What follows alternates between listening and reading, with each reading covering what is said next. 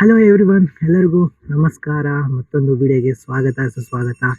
ಇವತ್ತು ನಾವು ಹಾಸನದಲ್ಲಿರುವಂಥ ಒಂದು ಏನ್ಷಂಟ್ ಪ್ಲೇಸ್ ಟೆಂಪಲ್ ಇದೆ. ಹಾಸನಲ್ಲಿರುವಂಥ ವಿಜಯನಗರ ಪ್ಲೇಸಲ್ಲಿ ಲೊಕೇಟೆಡ್ ಆಗಿರುವಂಥ ಬಾಲಕೃಷ್ಣ ಪರಮಾತ್ಮನ ಒಂದು ಪ್ರತಿಮೆ ಅಲ್ಲಿ ಲೊಕೇಟೆಡ್ ಆಗಿದೆ. ಸೊ ಅದನ್ನ ನಾನು ತೋರ್ಸೋಕೆ ಅಂತ ಬಂದಿದ್ದೀನಿ. ಸೊ ನಿಮ್ಗೆ ಗೊತ್ತಿದ್ರೆ ಕಮೆಂಟ್ ಬಾಕ್ಸಲ್ಲಿ ಕಮೆಂಟ್ ಮಾಡಿ, ಆ್ಯಂಡ್ ಗೊತ್ತಿಲ್ಲ ಆದರೆ ಫಸ್ಟ್ ಟೈಮ್ ಅಂತ ಕಮೆಂಟ್ ಮಾಡಿ. ಸೊ ಅದ್ರ ಲೊಕೇಶನ್ ಎಲ್ಲ ಇಲ್ಲೇ ಡಿಸ್ಕ್ರಿಪ್ಷನಲ್ಲಿ ಹಾಕಿರ್ತೀನಿ. ಸೊ ನೀವು ಫ್ರೀ ಟೈಮಲ್ಲಿ ಬಂದು ವಿಸಿಟ್ ಮಾಡಿ. ಬರ್ತಾ ಇದ್ದೀನಿ.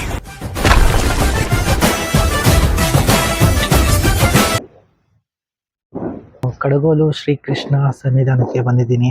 ಅಂದ್ರೆ ಕೃಷ್ಣನ ಚಿಕ್ಕ ವಯಸ್ಸಿನಲ್ಲಿ ಇದ್ದಾಗ ಅವನ ಒಂದು ತುಂಟಾಟದಿಂದ ತನ್ನ ತಾಯಿ ಹಾಗೂ ತನ್ನ ಸುತ್ತಮುತ್ತಲಿರುವಂತಹ ಜನರನ್ನ ಹೇಗೆ ತುಂಟಾಟದಿಂದ ಆಟ ಆಡಿಸ್ತಿದ್ನೋ ಆ ಒಂದು ಅವತಾರ ಆಗಿರುವಂತಹ ಶ್ರೀಕೃಷ್ಣನ ಬಾಲ ಅವತಾರ ಅನ್ನೋ ಒಂದು ದೇವಾಲಯ ಇಲ್ಲಿ ಇದೆ.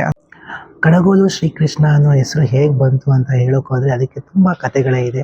ಅಂದರೆ ಶ್ರೀಕೃಷ್ಣನು ತನ್ನ ಸಣ್ಣವನಿದ್ದಾಗ, ಅಂದರೆ ಚಿಕ್ಕ ವಯಸ್ಸಿನಲ್ಲಿದ್ದಾಗ ತಾಯಿ ಯಶೋದೆಯ ಮಡಿದಲ್ಲಿ ಅವನು ಬೆಳೆಯುತ್ತಿದ್ದಾಗ ಆ ಒಂದು ಸಂದರ್ಭದಲ್ಲಿ ಯಶೋದೆ ಕಡಗೋಲಿನಲ್ಲಿ ಬೆಣ್ಣೆಯನ್ನು ತಯಾರು ಮಾಡ್ತಿದ್ದಂಥ ಸಂದರ್ಭದಲ್ಲಿ ತಾಯಿ ಒಂದು ಕೋರಿಕೆಯನ್ನು ಇಡ್ತಾಳೆ ಶ್ರೀಕೃಷ್ಣನ ಹತ್ರ. ನಾನು ಚಿಕ್ಕ ವಯಸ್ಸಿನಲ್ಲಿ ಇದ್ದಾಗ ಹೇಗೆ ಇದೆ ಆ ಒಂದು ರೂಪವನ್ನು ತೋರಿಸು ಅಂತ ಹೇಳ್ತಾರೆ. ಕೃಷ್ಣನು ಒಂದು ರೂಪವನ್ನು ತಾಳಿದಾಗ ಅಲ್ಲಿ ಅವನು ಕೃಷ್ಣನ ಒಂದು ತುಂಟಾಟ ಮತ್ತೆ ತುಂಟತನ ಅಲ್ಲಿ ಎದ್ದು ಕಾಣುತ್ತೆ. ಅಂದ್ರೆ ಕೃಷ್ಣ ಅವಾಗ ತಾಯಿಯ ಒಂದು ಕಡಗೋಲು ಇದೆಯಲ್ಲ, ಬೆಣ್ಣೆ ಕಡಿಯುವಂತ ಕೋಲನ್ನ ಹಿಡಿದು ಅವನು ಓಡ್ತಾನೆ. ಆ ಒಂದು ಕ್ಷಣವನ್ನ ಕಂಡಂತಹ ಯಶೋಧ ಮತ್ತು ಪತ್ನಿಯಾದಂತಹ ರುಕ್ಮಿಣಿ ಕೂಡ ನೋಡಿ ಒಂದು ಸಂತೋಷವನ್ನ ವ್ಯಕ್ತಪಡಿಸ್ತಾರೆ.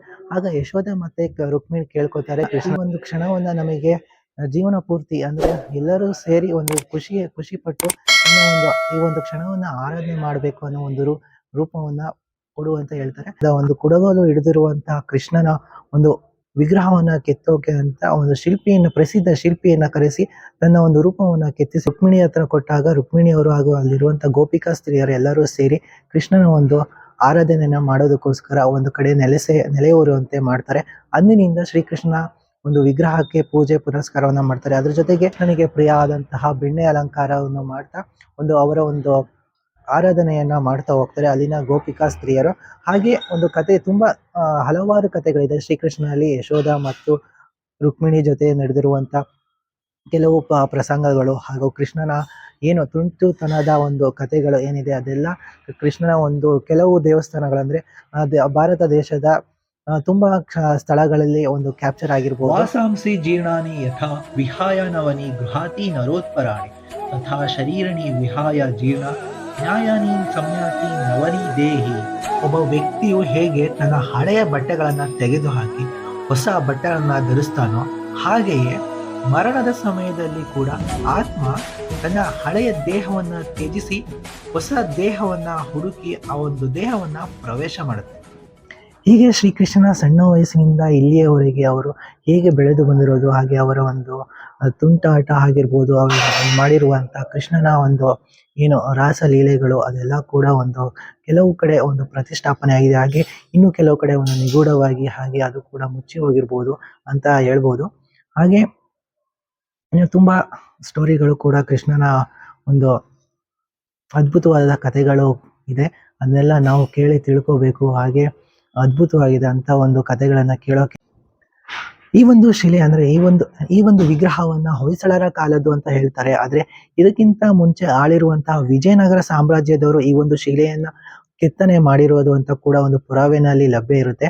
ಆದ್ರೆ ಅಧಿಕೃತವಾಗಿ ಯಾವುದೇ ರೀತಿಯ ಒಂದು ಯಾರು ಮಾಡಿರೋದು ಒಂದು ಪುರಾವೆ ಇಲ್ಲ. ಆದ್ರೆ ವಿಜಯನಗರ ಸಾಮ್ರಾಜ್ಯ ಇದ್ದಂತಹ ಸಂದರ್ಭದಲ್ಲಿ ಈ ಒಂದು ವಿಗ್ರಹವನ್ನ ಪ್ರತಿಷ್ಠಾಪನೆ ಹಾಗೂ ಕೆತ್ತನೆಯನ್ನ ಮಾಡಿದ್ದಾರೆ ಅಂತ ಹೇಳ್ತಾರೆ. ಹಾಗೆ ಇದು 700 ವರ್ಷದ ಹಳೆಯದಾದ ವಿಗ್ರಹ ಆಗಿರುತ್ತೆ.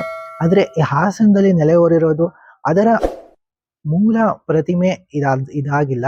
ಸೊ ಅದರ ಮೂಲ ಪ್ರತಿಮೆ ಎಲ್ಲಿದೆ ಅಂತ ನನಗೂ ತಿಳಿದಿಲ್ಲ. ನಿಮಗೇನಾದ್ರು ತಿಳಿದ್ರೆ ಕಾಮೆಂಟ್ ಬಾಕ್ಸ್ ಅಲ್ಲಿ ಕಾಮೆಂಟ್ ಮಾಡಿ.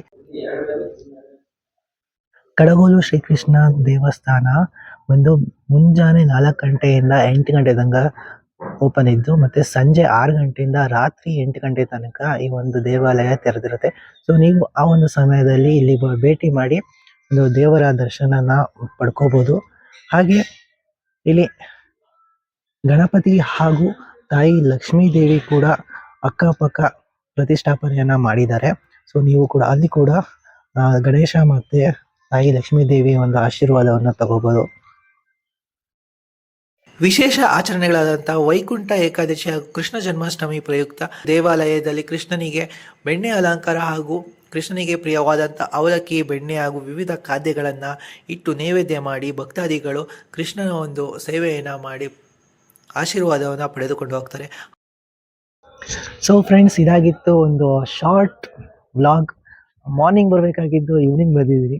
ಮಾರ್ನಿಂಗ್ ಟೈಮಿಂಗ್ ಗೊತ್ತಾಗಿಲ್ಲ ಅಂತ. ಸೊ ಈ ಒಂದು ಮಿನಿ ವ್ಲಾಗ್ ನಿಮ್ಗೆ ಏನಾದ್ರು ಇಷ್ಟ ಆಗಿದೆ ಲೈಕ್ ಮಾಡಿ, ಶೇರ್ ಮಾಡಿ ಆ್ಯಂಡ್ ಸಬ್ಸ್ಕ್ರೈಬ್ ಮಾಡಿ. ಹಾಗೆ ಒಂದು ವಿಸಿಟ್ ಮಾಡೋದನ್ನ ಮರಿಬೇಡಿ, ಹಾಸನದಲ್ಲಿ ಇದೆ. ಸೊ ಹಾಸನವ್ರು ಯಾರಾದ್ರು ನೋಡ್ತಾ ಇದ್ರೆ ಸೊ ಖಂಡಿತವಾಗಿ ವಿಸಿಟ್ ಮಾಡಿ ಆ್ಯಂಡ್ ಚಾನಲ್ನ ಸಬ್ಸ್ಕ್ರೈಬ್ ಮಾಡಿ. Thank you for watching.